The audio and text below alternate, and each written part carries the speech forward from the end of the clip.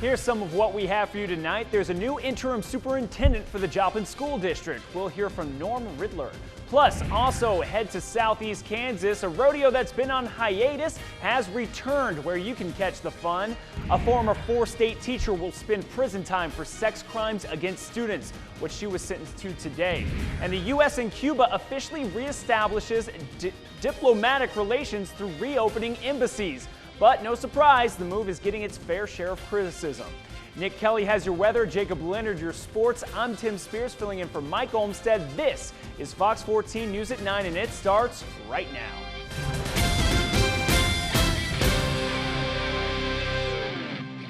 Joplin's new interim superintendent made his face and opinions known to the public today. Norm Ryder was introduced during a media event.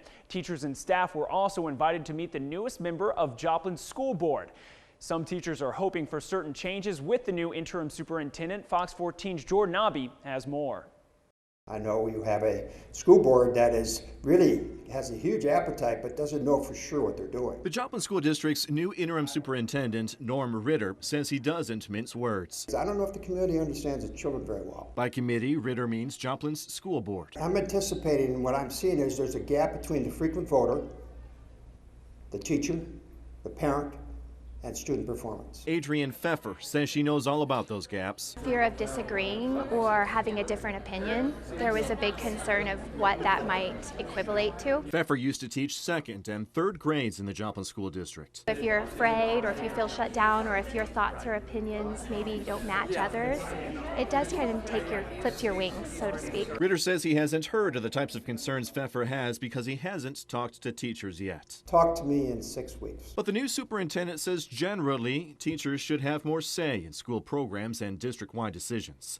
Ritter wants to start new groups of teachers to talk about ways of improving the school district. My expectations, listen first, act second. And whether they be expectations from the school board or teachers, Ritter says he'll deliver. You guys are going to really have a good time. You really are. And if you're not, it's your fault.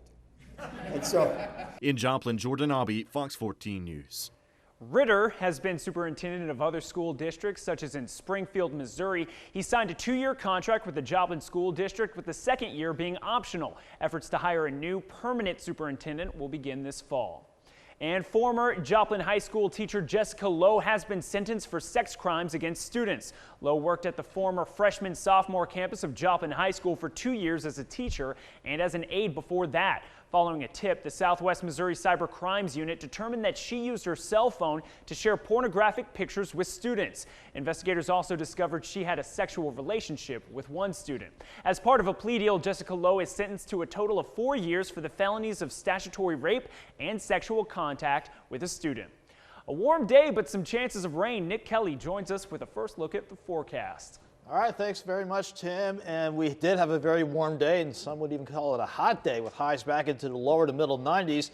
But ever since we started the late afternoon and this evening out, we had to deal with some thunderstorms, mainly on the Missouri side. But if I pause the radar to see where things look right now, most of us are at least seeing a bit of a calm in between the action, but some storms are trying to get going around Independence, and definitely some more trying to fire up right around Wichita.